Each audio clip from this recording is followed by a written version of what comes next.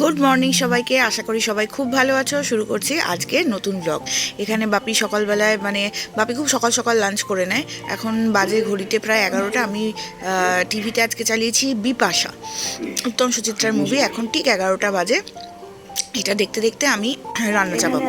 এখানে আমি চালটা ভিজিয়ে রেখেছি, ভেজ পোলাও করব।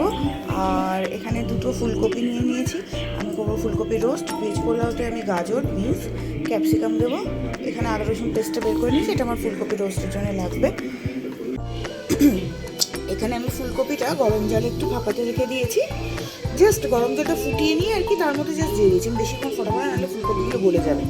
আচ্ছা, এখানে এর ভেতরে আমি বিনস, গাজর, আর বিনসগুলো তলায় পড়ে গেছে, বিনস, গাজর আর ক্যাপসিকাম কুচিয়ে রেখেছি। এটা আমি পোলাওতে দেবো। আর এখানে আমি রেখেছি পেঁয়াজ, টমেটো কুচি করে। এটা আমি ফুলকপি রোস্টের গ্রেভি বানাবো। এখানে আমি কিছুটা কড়াইশুঁটিও নিয়ে নিয়েছি। ফ্রিজে কড়াইশুঁটি বেশ খানিকটা ছিল, মনে ছিল না, তো ওই জন্য আমি খানিকটা ছাড়িয়ে নিয়েছি কড়াইশুঁটি। কী রান্না করবো ভেবে পাচ্ছিলাম না। বাপি বললো যে আমি বাটা মাছের ঝাল খাবো, তো বাপির জন্য বাটা মাছের ঝাল করে দিয়েছি। তো এবার আমাদের কি করব, এবার শীতকাল তো দুপুরবেলা অফিসে মাছের ঝোল ভাত ওরা একদম খেতে চায় না। তো এবার আবার আমাদের মাছের ঝোল, ওদের আবার আলাদা করে কিছু, সেটা তো সম্ভব নয়, অত কিছু আমি করতে পারি না। তো সেই জন্য আজকে প্লেন একটু ভেজ পোলাও করবো আর ফুলকপি রোস্ট করবো, করে কাজ সেরে দেবো। আজকে রান্নাটা আমি পুরোটা সাদা তেলে করবো, তো সেই জন্য আমি এখানে সাদা তেল দিয়ে দিয়েছি। এবার আমি ফুলকপিগুলো এর মধ্যে দিয়ে ভেজে নেবো। এখানে একবারে সব ফুলকপিগুলোই দিয়ে দিয়েছি, আর ওই অল্প অল্প করে ভাজছি না, ওই একবারে সাদা তেলে দিয়ে দিয়েছি। সব কটা ভেজে নেবো ভালো করে। তো এখানে আমি ফুলকপিগুলোকে ভেজে নিয়েছি, ভেজে নিয়ে এক সাইডে রেখে দিয়েছি। দিয়ে আমি কড়াইতে দিয়ে দিয়েছি পেঁয়াজ, টমেটোর পেস্ট, আর একটু অল্প গোটা গরম মশলা দিয়েছিলাম, সেটা দেখানো হয়নি। তার মধ্যে একটু ধনে গুঁড়ো, জিরে গুঁড়ো, এইগুলো আমি দিয়ে দিয়েছি। দিয়ে আমি ভালো করে কষিয়ে নেবো। এখানে আমি কাজু বাদামটা বেটে রেখেছি একটু অল্প জল দিয়ে, এটা আমি গ্রেভিতে ইউজ করব পরে। আর চারমগজ আমি দিন। এখানে আমি মশলাটা এবার ভালো করে খুব আর কি কষিয়ে নিচ্ছি। নিয়ে আমি এবার আস্তে করে ফুলকপিটা দিয়ে দেবো। চলো, এখানে ফুলকপি আমি দিয়ে দিয়েছি। ফুলকপি দিয়ে আমি এবার ভালো করে এটাকে বেশ গ্রেভিটা মাখামাখি করে নিয়ে আমি একটু কষিয়ে নেবো আর কি ফুলকপিটাকে। এই স্টেজে আমি একটুখানি গরম মশলাও দিচ্ছি, গরম মশলা পাউডার ইউজ করছি আমি এখানে। তারপরে আমি জাস্ট জলটা দিয়ে দেবো। তো আমি এখানে জল দিয়েছি, তো মনে হচ্ছে একটুখানি বেশি দিয়ে ফেললাম জলটা। তো যাই হোক, আমি এখানে এবার পাশের গ্যাসেতে আমি পোলাওটা বানাবো বলে ঘি দিয়ে দিয়েছি। পোলাওটা আমি পুরোটা ঘিতেই করব। ঘিয়ের মধ্যে আমি এখানে দিয়ে দিয়েছি খানিকটা একটা তেজপাতা, একটু অল্প গোটা গরম মশলা দিয়েছি। বেশি গোটা গরম মশলা মুখে পড়লে আমার মেয়ে ভীষণ রেগে যায়, ওর একদম গোটা গরম মশলা পছন্দ নয়। তো যাই হোক, আমি এখানে সব সবজিগুলো দিয়ে দিলাম একবারে। আমি কাজু বাদামটা দিতে, আরে আমার মনে হচ্ছে গ্যাসটাই ফুরিয়ে গেছে। হ্যাঁ দেখুন, গ্যাসটা ফুরিয়ে গিয়েছিলো। যাই হোক, গ্যাসটা আবার বাপি লাগিয়ে দিল, আমি একদম লাগাতে পারি না। তো এখানে আমার কাছে অল্প কিছু কাজু বাদাম বেঁচেছিল, আর আমার কাজু বাদাম ফিনিশ বাড়িতে।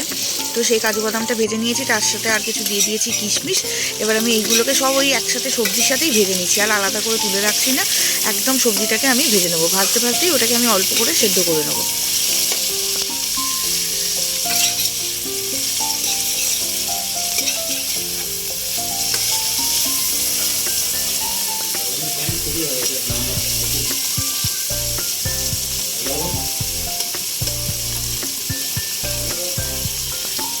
যাই হোক, এখানে সবজি ভাজাভাজিটা চলছে।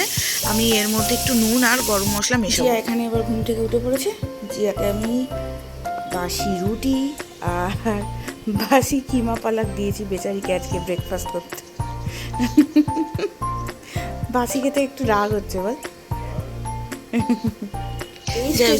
টিফিন দিয়ে আমি এখানে নুন আর একটু গোটা গরম মশলা পাউডার আমি এখানে দিয়ে দিয়েছি। ভাজাটা ভালো করে হয়ে গেলে জাস্ট রাইসটা এর সাথে মিশিয়ে দেবো। একদম শর্টে পোলাও, ভেজ পোলাও।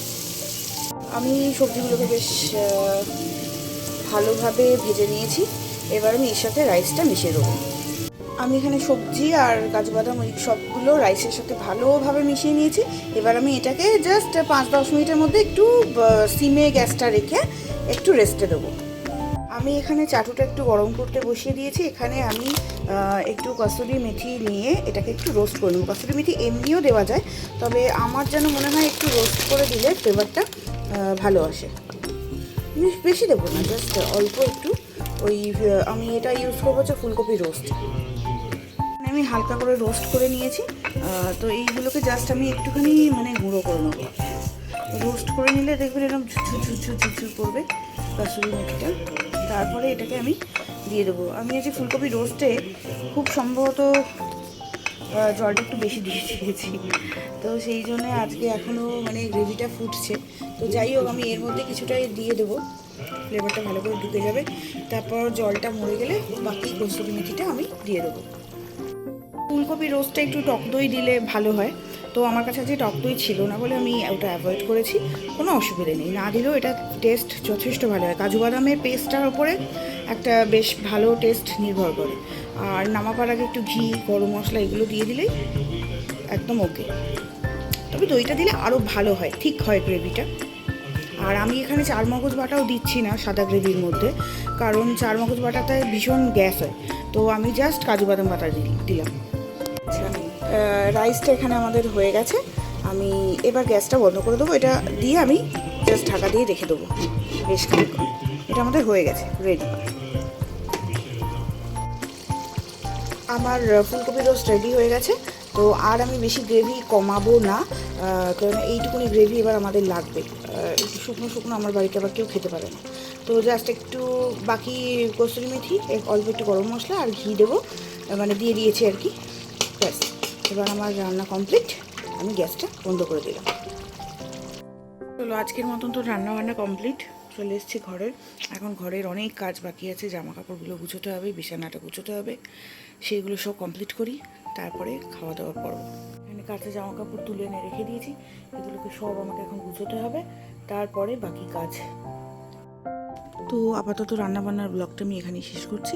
আবার দেখা হচ্ছে নেক্সট ব্লগে।